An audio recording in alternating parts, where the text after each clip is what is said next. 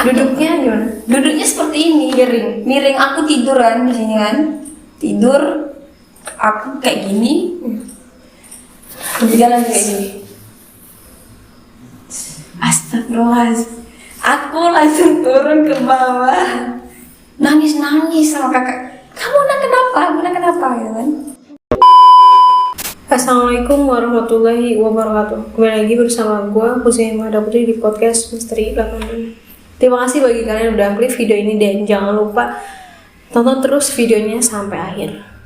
Bagi teman-teman tolong bantu kami like, comment, share, subscribe-nya dan aktifkan notifikasinya agar gak ketinggalan video-video terbaru dari kami.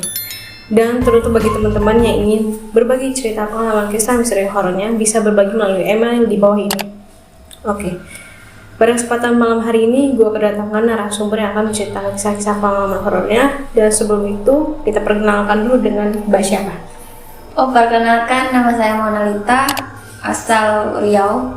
Asal Riau dan saya merantau ke sini ke Jawa Timur, khususnya di daerah Lirboyo, Kediri. Siap. Kuliah. Pasti pada penasaran dengan kisah pengalaman horornya Mbak Mona ini. Tonton terus sampai akhir dan ini dia di The Misteri 86 di podcast Misteri.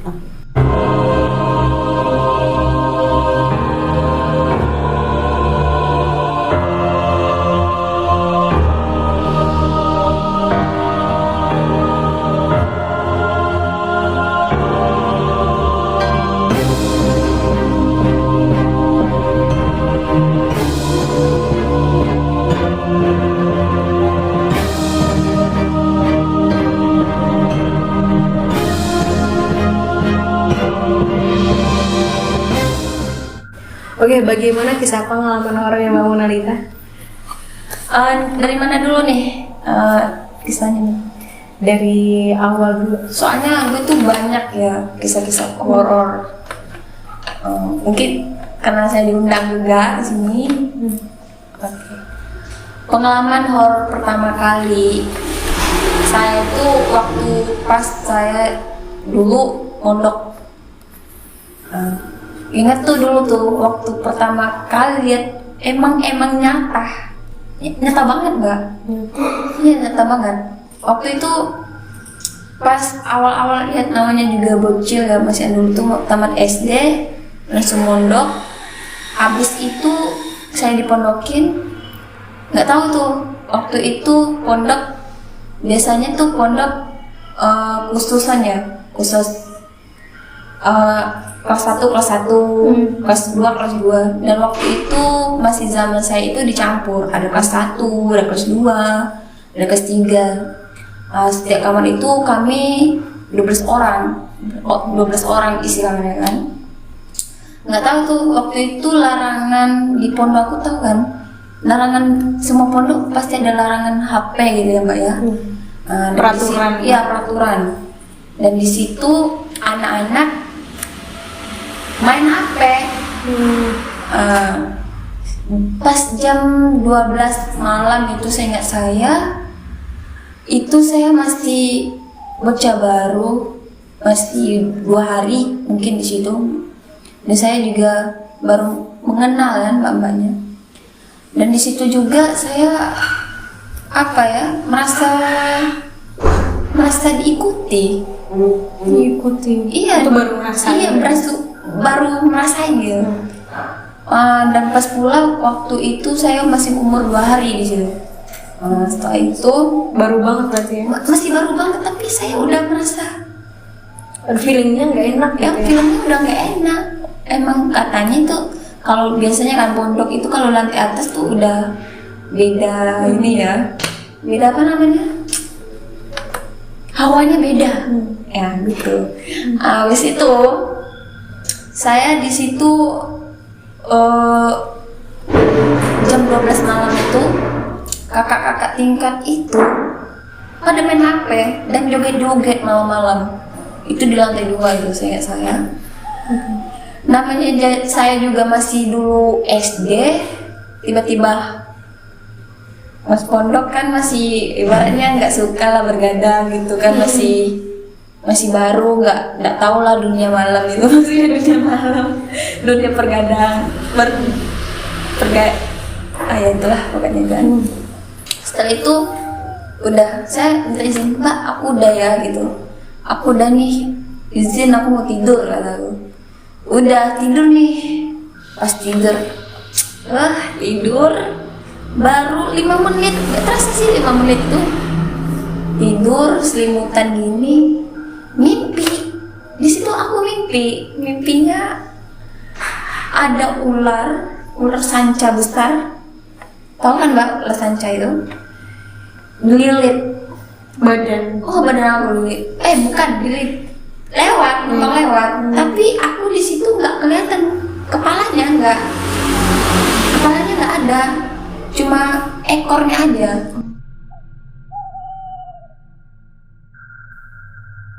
posisinya pada saat tidurnya Tentang kayak gini, tidur selimutan,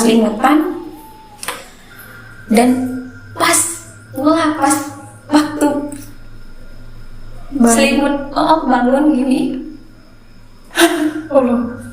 Apa Kelihatan Mbak, dia kayak gini, lihat kan, dia lihat kayak gini, rambutnya panjang.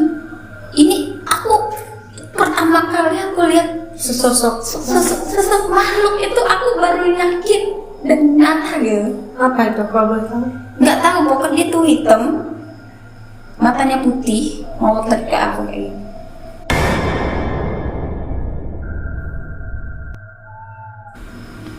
Kan pondok aku kayak gini ya. Tahu nggak ranjang ada 12 ranjang tapi tingkat. Kasurnya Dan aku di tengah nih. Dia duduk di sini di kasurku, coy. Astagfirullahaladzim. Dan itu emang jelas, coba jelas. tolong deskripsikan wajahnya gitu. Duduknya gimana? Duduknya seperti ini, miring. Aku tidur kan di sini kan, tidur. Aku kayak gini, dia lagi kayak gini. Astagfirullahaladzim. Aku langsung turun ke bawah, nangis sama kakak. Kamu kenapa gitu kan? Aku nangis sampai paginya, sampai tidur. Aku nggak berani ngomong. Pas subuhnya itu aku dikejutin sama kakak tingkat itu. Kan subuh itu masih gelap ya, masih gelap, posisi masih gelap, lampunya digini-giniin sama kakak tingkat. Aku trauma dong, masih malamnya tuh masih lihat kayak gitu loh. Udah akhirnya gitu. Dan pernah lagi masih di pondok itu, aku itu pas baca novel ini loh, kisah cinta siapa ya dulu tuh, pokoknya novelnya siapa sih yang terkenal, cewek, aku lupa pokoknya itulah. Malam-malam itu jam 3 malam, ini memang nyata ya, sumpah. Aku jam 3 malam habis baca novel, udah tidur kan, itu jam 3 aku tidur, baru kebangun Mbak, ada orang jalan, dia turun dari lantai dari ranjang 2 itu, jatuh. Terus aku lihat kayak gini dong, aku lihat dia jalan. Dilirik apa dilihat tengok gitu? Enggak, dia nggak lihat aku, tapi aku gini, oh itu teman aku.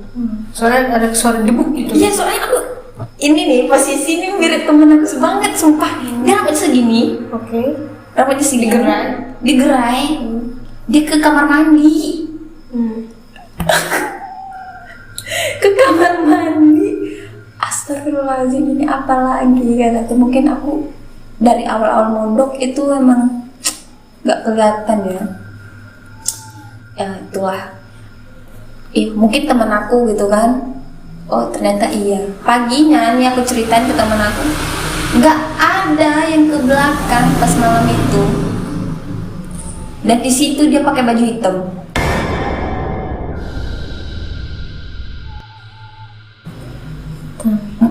Biasanya kan temen aku tahu lah anak pondok ya, kalau udah malam ya short atau baju tank top. Ada lagi nih, pas inget banget aku pas Latam itu kalau di teater itu latihan alam ya. Organisasi. Organisasi teater di PMII. Di Tribakti Pondok kampus tercinta. Aku pernah ikut organisasi itu. Aku seneng banget Mbak sama teater. Seneng banget dari SMP, SMA aku seneng berteater itu. Puisi apa lagi? Seneng banget. Di situ aku juga di waktu opak itu ya. Opak itu aku pernah juara 2 loh. Pamer. Tapi emang iya kan? Aku juara 2. Oh ini nih. Organisasi cocok nih. Ini nih. Masa aku lihat teater dan di situ juga latihan alam nih loh Mbak. Kayak kita emang bener-bener dilatih buat menguji kefokusan kita, menguji karakter nih karakter marah, karakter sedih gimana, karakter lembut gimana, kasar gimana. Nah di situ kita belajar. Dan di situ waktu itu PMI sih teater itu mengadakan latam, tapi latamnya di Tulungagung. Dan selama 7 hari, seminggu lah ya, kami itu nggak boleh megang apapun. Uang, HP, jam tangan, kalung, ini cincin tuh semua dilepas. Kami cuma bawa baju dan buku. Itu selama seminggu di pantai. Dan aku waktu itu datang kan ke sana beres-beres. Malamnya itu aku dibilangin kayak gini kan, udah nih duduk ya satu-satu orang ya, duduk berjejer, dan kami dites semua Mbak, diginiin. Pas di aku tes apa nih? Tes ada yang mengikuti nggak gitu. Oke. Diginiin, nggak tahu maksudnya. Oh ini nih katanya bapaknya ke aku langsung tuh.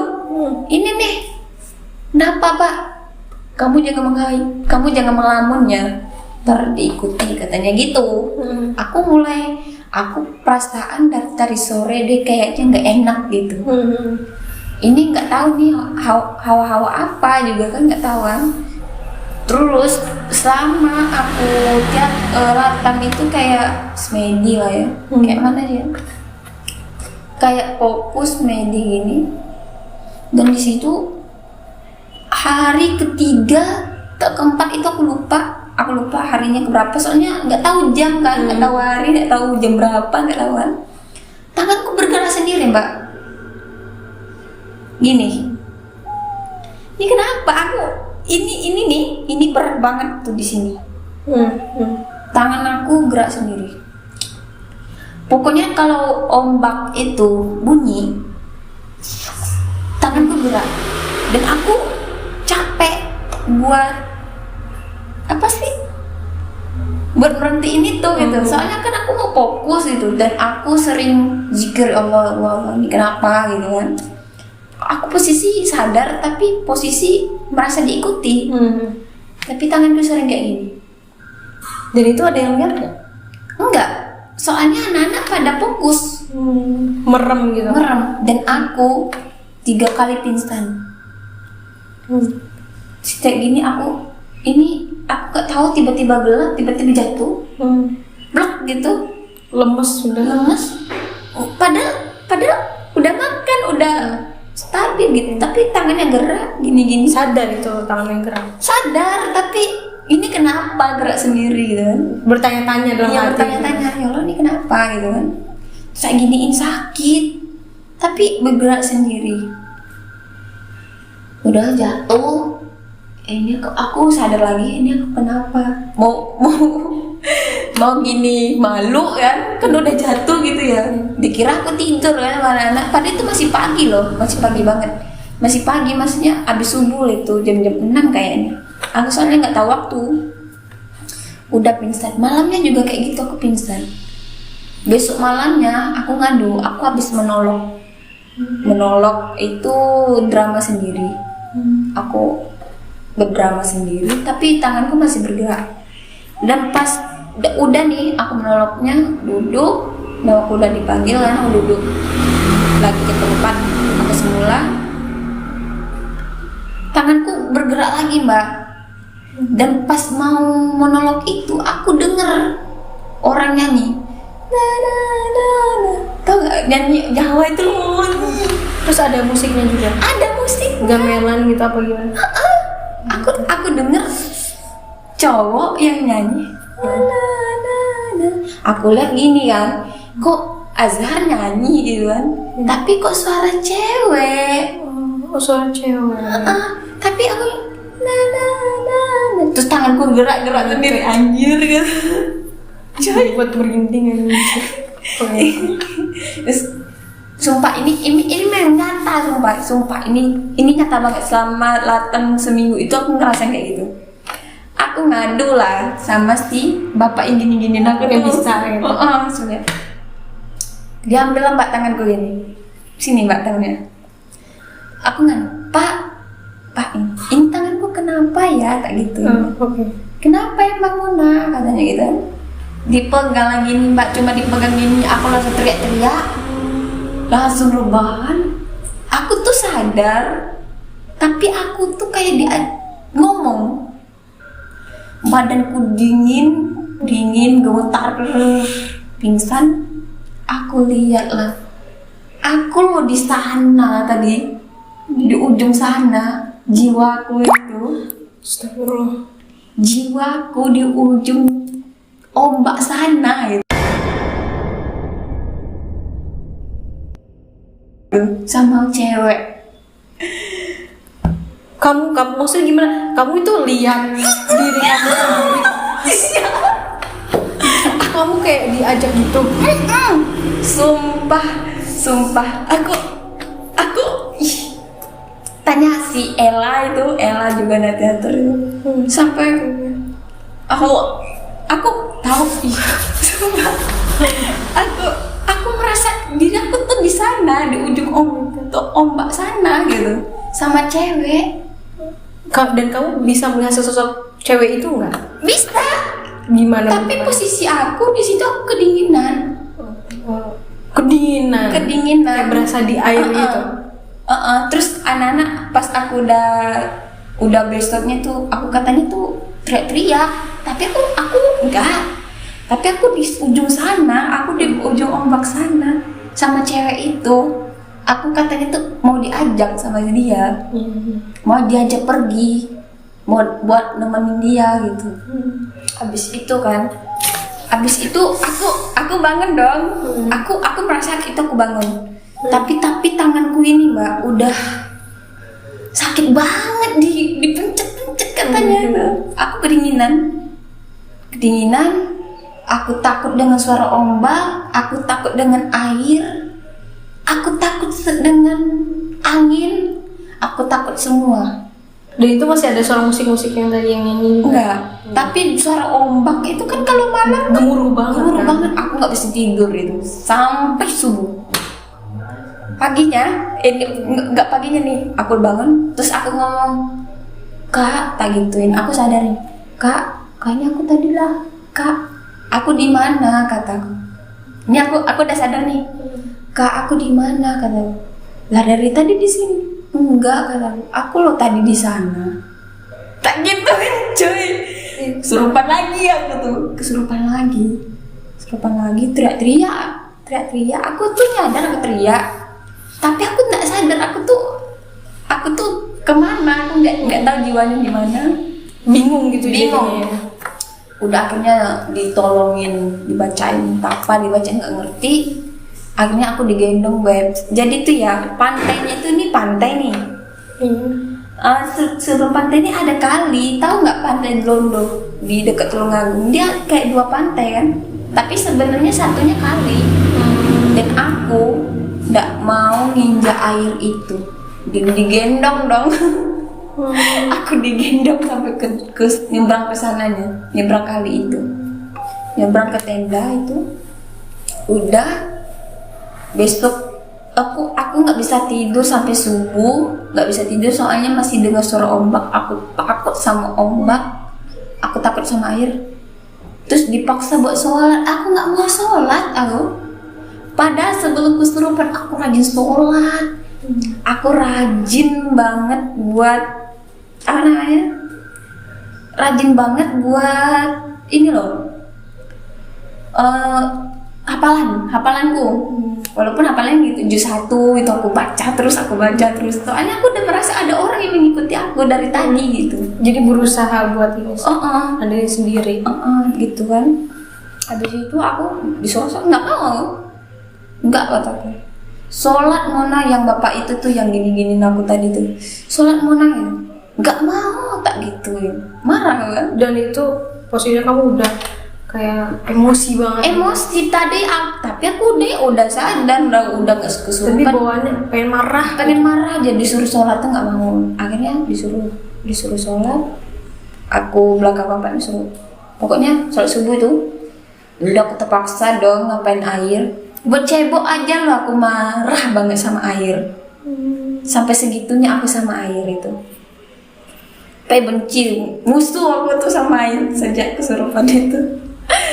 Nggak mandi, nggak ketemu air. Padahal lu banjir kalinya tuh banjir. Jadi tuh kami sering ngunci ke atas itu kan. Habis itu udah ada tamu datang, tapi aku nggak berani natap mukanya. Setiap aku natap mukanya pasti aku gini. Tamu siapa? Ada kan anak mungkin bapaknya tuh punya ilmu jiwa lihat deh. Dia tuh aku lihat gini, aku nggak berani beb. Aku langsung kayak gitu. Padahal udah selesai kesurupan itu tuh. Padahal itu posisinya kamu sadar gak kak ketika kamu ngeliat gitu? Sadar, tapi aku nggak berani lihat dia. Terus lemes aja gitu apa gimana? Terus dibacain kayak gini tahu, coy. Aku nggak tahu baca apa ya. Aku kalau lihat matanya nggak berani. Aku lihat mukanya nggak berani. Aku pasti mau kayak gini terus. Nggak, siapa sih tak gituin? Siapa sih? Ternyata aku usul demi usul itu gara-gara aku memakai cincin. Pakai cincin ini loh. Bukan ini tapi dari besi itu loh. Tahu nggak bos? Imitasi ya, yang putih-putih itu loh beb. Ya. Nah itu karena aku pakai itu ternyata.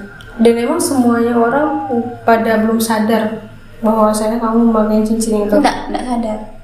Ternyata aku berawal dari situ, dari cincin itu. Kan larangannya itu nggak boleh pakai apa-apa. Dan kamu itu sengaja apa emang lupa? Awal sejak sengaja. Jadi itu kayak seolah-olah menantangin gitu kan? Soalnya aku cincin doang nggak ada begitu. Wah, terlalu menyepelekan. Ya mas aku tuh juga aku telat itu ngumpulinnya, nggak bisa copot juga kan, dia keras sulit. Ya lagi juga cincin gitu kan, nggak kan. Tapi alasan mbaknya itu gara-gara ntar takut hilang katanya gitu, bukan karena ntar ada apa-apa, enggak, ntar takut hilang. Tapi ternyata gara-gara cincin kan nggak boleh pakai itu toh yang besi-besi gitu katanya gitu. Ya aku nggak paham, kataku aku juga baru kan di teater itu. Itulah kisah hororku selama ini. Dan aku sejak di kosan itu nggak berani kamar mandi. Di kosan itu kayak kalau aku mau nyuci pasti kayak diliatin orang dari jauh. Ngerasa gitu ya? Ngerasa feelingnya. Terus itu gimana cara buat kamu ngeberaniin diri? Ya aku, ya Allah ini gimana kataku. Paling aku ngobrol-ngobrol sama Allah mungkin. Buat soalnya kan di kosan, tau lah kosanku gimana kan, sendiri itu senyap aja di kosan. Sepi banget kosannya. Sepi banget sumpah. Kalau pernah nginep di kosannya. Nah itu, oh ya lah kataku juga, ntar itu juga pemikiran aku, feeling doang kataku, nggak mungkin lah tak gituin. Ya itu udah. Setelah kejadian itu jadi trauma tapi alhamdulillah sih jiwa-jiwa cowok dalam diri aku tuh ketemu ya masih aku gini, kok bisa aku yang diintai? Mungkin karena rambutku ya, mungkin begitu. Rambutku dari pondok Lirboyo dulu itu kan nggak boleh rambut panjang tuh digerai, itu nggak boleh. Ntar takut diikutin kan. Oh, itu tantangan pada saat pondok Lirboyo. Aku tuh mau potong rambut nggak dibolehin sampai sekarang. Ya begitu. Tapi memang ya guys, mungkin beda tempat, beda kejadian, dan beda larangan. Cuman nggak bisa dipungkiri bahwasanya ketika Mbak Mona ini berada di pantai, dia juga keliru ya, sempat keliru dan ngelak bahwasanya nggak mungkin. Maksudnya sih hanya dengan perihal cincin ini jadi mendapatkan masalah yang aneh gitu kan, yang berdatangan. Dan itu pun kalau misalkan orang kayak biasa itu dibuat-buat gitu kan, padahal emang Mbak Mona ini benar-benar ngerasain apa yang dia lihat. Iya, itu memang real, beneran, sumpah. Aku sering banget kalau acara kayak gitu tuh aku sering pingsan. Menurut aku tuh fisiknya aman, tapi nggak tahu ya, aku disenengin. Katanya tuh aku disenengin. Pengen tuh aku yang diajak gitu. Yang apalagi yang di pantai itu memang aku kok aku di sini, kataku. Aku tuh di ujung ombak sana, Mbak. Aku tuh merasa itu, dan aku di situ kedinginan. Dingin banget sampai menggigil. Terus pas udah sadar tuh, ayo. Siapa yang ngajak? Itu si cewek itu. Itu gimana, cantik nggak? Pakai bajunya gimana, warna apa? Boleh nggak biar para yang lihat video juga Iya, tahu? kayak Kunti.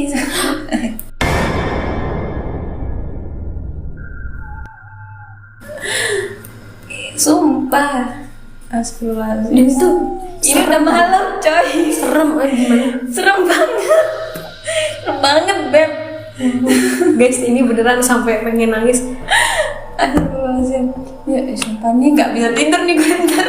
Oke, sebentar, minum dulu Mbak Mona biar tenang, relax. Dan ya guys, mohon maaf, ini Mbak Mona ini kejadian tersebut belum lama, baru bulan-bulan kemarin kan. Nah, pada saat itu juga Mbak Mona ini mungkin belum ada kesiapan secara mental. Mungkin kalau fisik ya oke, fine, cuman mental itu memang kita sendiri yang tahu, orang lain mana tahu kan. Setelah itu telat mungkin ya, jadi bingung gitu. Dan mungkin juga karena efek dari keluarga ya.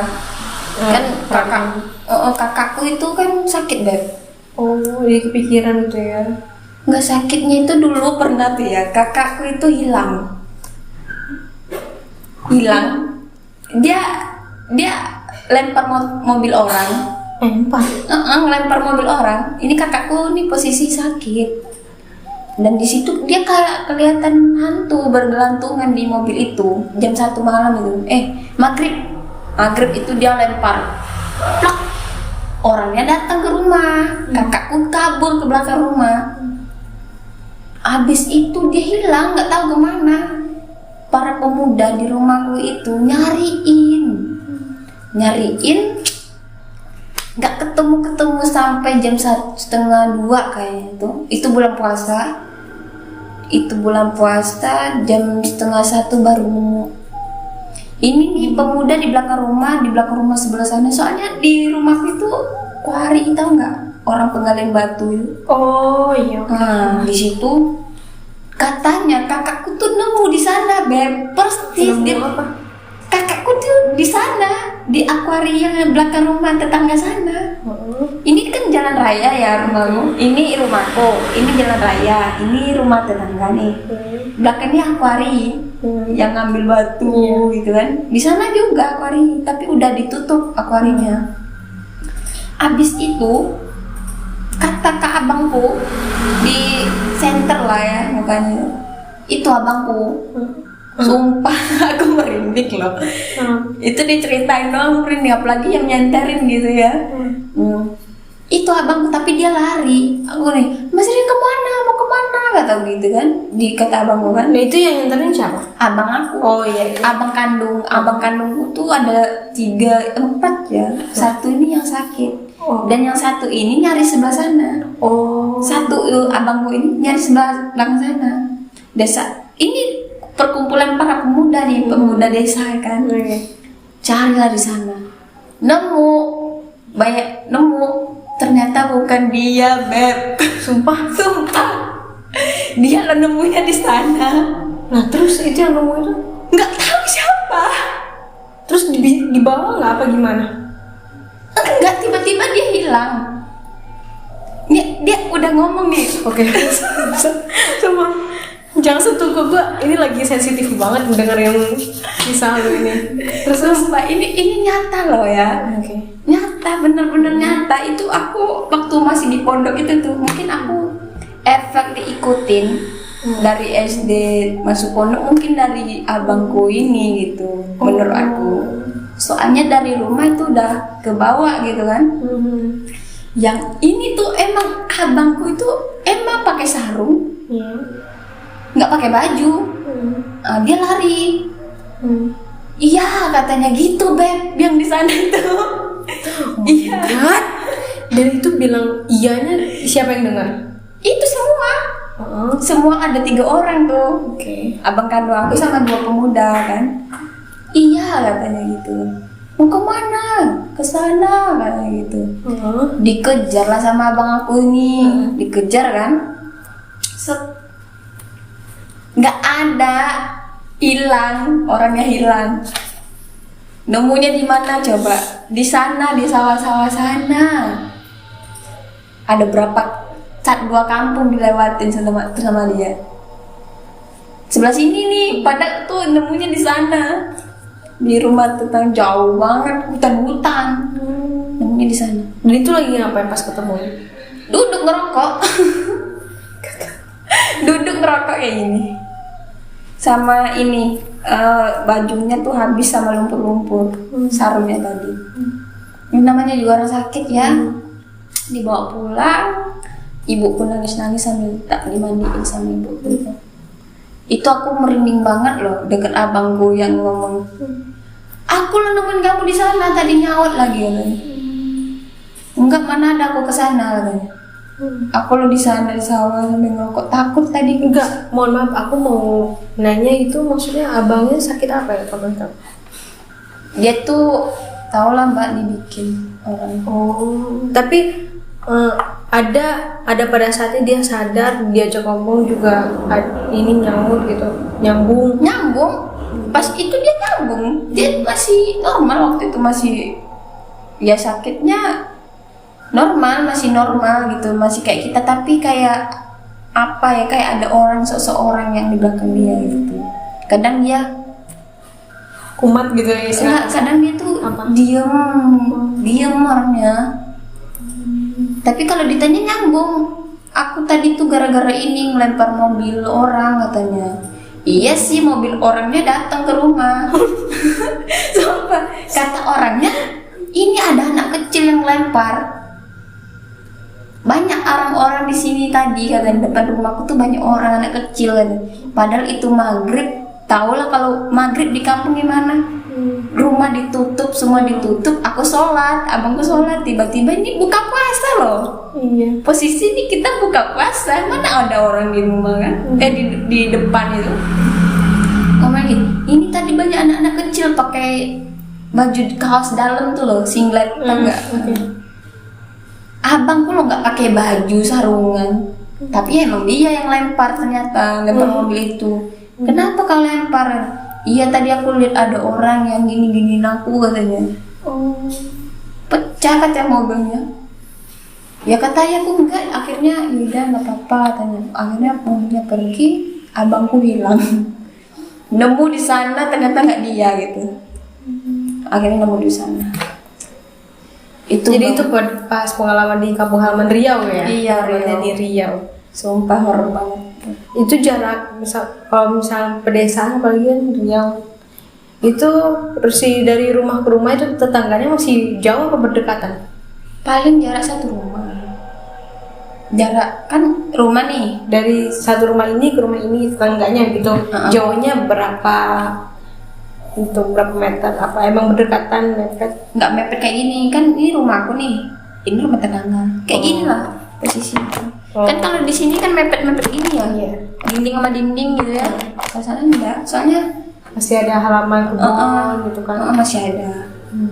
Jadi tuh kalau udah di belakang sana tuh udah hutan lindung gitu. Banyak sih orang dibunuh juga di situ. Banyak kejadian sih. Banyak banget kejadian orang dibunuh dimasukin parit tuh banyak. Ngeri sumpah, ngeri. Jadi tuh Rasulullah gitu lah. Dan aku baru tahu dan baru dengar cerita Mbak Mona itu di podcastnya ini perdana ya. Iya perdana banget nih. Perdana podcast lawan. Pas kejadian apa?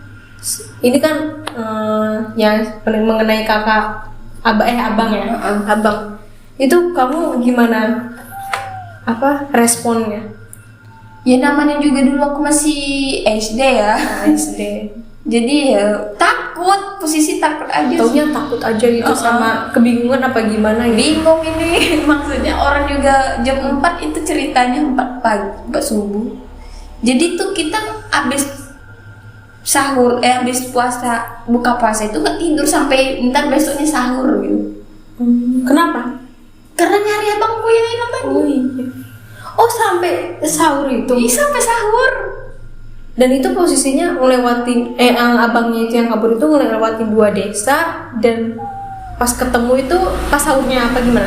Pas mau sahur. Pas mau sahur jam 3-an. Dan itu posisinya lagi merokok. Ngerokok Di mana? di sawah-sawah. Di sawah-sawah. Depannya emang ada rumah warga sih, tapi dia takut aja ke rumah warga tuh masih saudara gitu, tapi dia takut aja ke situ. Gila ekstrim banget ya abangnya. Iya, gila kata. Sempat ngerokok gitu. Ya itu awal-awal dia sakit itu nggak ngerti juga itu kenapa gitu. Kalau kan udah aman lah. Alhamdulillah. Ya semoga kita doain abangnya Mbak Mona ini cepat sembuh, lekas sembuhin ya. Amin ya Allah. Dan keluarganya juga diberi ketabahan untuk ngurusin abangnya. Amin ya Allah. Amin. Minta doa Sehat. juga. Ya. Semoga cepat sehat ya abangku.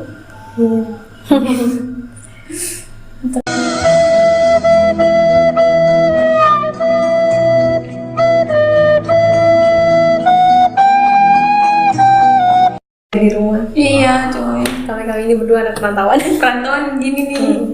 Kisahnya aja tinggal.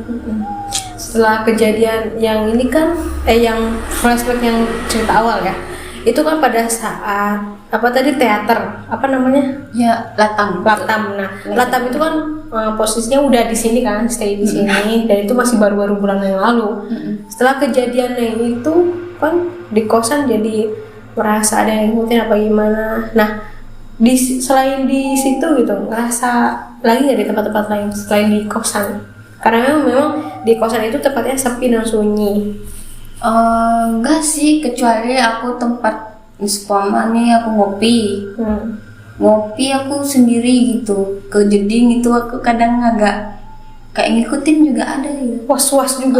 Was gitu soalnya apa ya terlalu banyak kejadian gitu dari aku dulu mondok sampai aku udah berorganisasi gitu kan juga masih diikutin gitu. Dan itu kayaknya 11-12 ya waktu pas awal mondok itu sesosok apa Mbak Kun gitu ya, Mbak Kunti gitu. Iya. Terus yang di pantai yang ngajak kamu sini ya, Kesini katanya. kesini itu sama juga persis. Sama persis, tapi dia cewek remaja.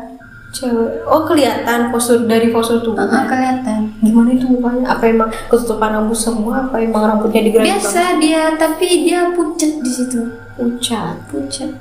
Dan dia tuh ngawang loh. Dia duduk, tapi ngawang di ombak. Oh, jadi nggak nggak ombak gitu? Enggak, aku tuh berdiri lagi. Kesini katanya. Pas sumpah. aku bangun, aku ngomong, "Kak, aku kayaknya tadi tuh di sana," kataku. Oke. "Enggak lo, kamu lo tadi di sini." "Enggak, di sana," gitu. Terus muka aku tuh nggak berhenti lihat dia ke sana, terus diginiin kesurupan lagi. 2 kali aku kesurupan. Dan alhamdulillahnya nggak kenapa-napa setelah kejadian itu. Apa gimana, sakit? Nggak berani kemana-mana, nggak berani ke kampus, nggak berani kemana-mana, capek juga, terus ditemenin juga tidur. Alhamdulillah ya. Karena kan emang kosnya sendiri ya, Sendiri. sama sendiri. Itu juga posisinya kosannya sepi ya, sepi banget. Sepi banget. Itu berawal juga karena aku nggak makan sih seharian itu. Makannya cuma nasi. Aku dari Surabaya. Di stasiun itu aku makan nasi goreng nggak enak kan. Habis itu aku dari Surabaya ke Kediri, langsung ke Tulungagung. Dan posisi aku di situ haid. Oh. Dan mandi wajibnya itu di IAIN lantai atas, dan kamar mandinya itu nggak kamar mandi di Uni, kamar mandi udah kayak ditungguin orang gitu, paham nggak, ditungguin makhluk gitu loh. Oh. Aku mandi wajib itu jam 2 Malam. malam. Dan Itu aku ditemani. enggak, aku sendirian ke kamar mandi itu. Jam 2 itu aku tahajud jam 4-nya sholat subuh, langsung berangkat ke Tulungagung. Mungkin dari situ juga sih aku udah diikutin dari kampus IAIN itu. Soalnya aku nggak tahu kamar mandinya tuh di bawah. Soalnya aku tidur di atas tuh ada kamar mandi kan. Tapi kamar mandi pintunya udah nggak bagus. Banyak lawa-lawanya itu loh. Apa sih namanya? Sarang laba-laba. Sarang laba-laba itu. Nggak ada lampu, aku tetap mandi wajib. Soalnya aku takut kan, aku orangnya takut dilaknat aja sama Allah tuh kalau lama kelamaan. Soleh. Mbak Soleh dan Solehot. Iya kan. Mulanya jadi itu. Dari itu. Capek juga. Oh, jadi ini cerita-ceritanya benar-benar menegangkan ya guys ya.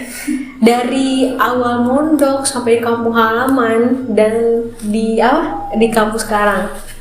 Yang sekarang masih kampus kan. Gimana perasaannya setelah mendengar cerita-cerita kisah pengalaman the real Mbak Monalita ini? Pasti pada dibikin merinding kan. Saya aja yang dengerin langsung bikin merinding, apalagi dengerin podcastnya pas lagi sendirian di kamar menjelang mau tidur malam. Pasti dapat banget filmnya. Oke, terima kasih banyak ya Mbak Monalita. Sama-sama, Mbak. Banyak manis ya guys dari Riau. Mbak Monalita, terima kasih banyak. Ini sebenarnya Mbak Mona ini udah capek banget dan udah waktunya istirahat, masih nyempetin buat podcast menceritakan pengalaman horor, dan ini cerita perdananya di podcast Misteri 86 ini. Terima kasih bagi kalian yang udah nonton sampai akhir, karena Mbak Monalita juga udah kesini nyempetin silaturahmi juga, dan berbagi cerita pengalaman horornya. Hikmah dari semua kisah pengalaman horornya Mbak Monalita ini, pertama, jangan menyepelekan hal-hal atau meremehkan larangan orang lain yang belum tentu itu kita tahu maksudnya, tujuannya apa. Kemudian jaga diri, fisik, mental, juga kesiapan diri, dan jangan lupa hal pertama itu mendekatkan diri kepada Tuhan ya, doa. Oke, jangan lupa like, comment, share, subscribe-nya, dan aktifkan notifikasinya agar gak ketinggalan video-video terbaru dari kami. Oke, ini dia di The Misteri 86, podcast Misteri 86. Terima kasih, see you next my video. Bye. Assalamualaikum warahmatullahi wabarakatuh. Terima kasih ya. Ini ayat tidur. Terima kasih, Mbak. Nih.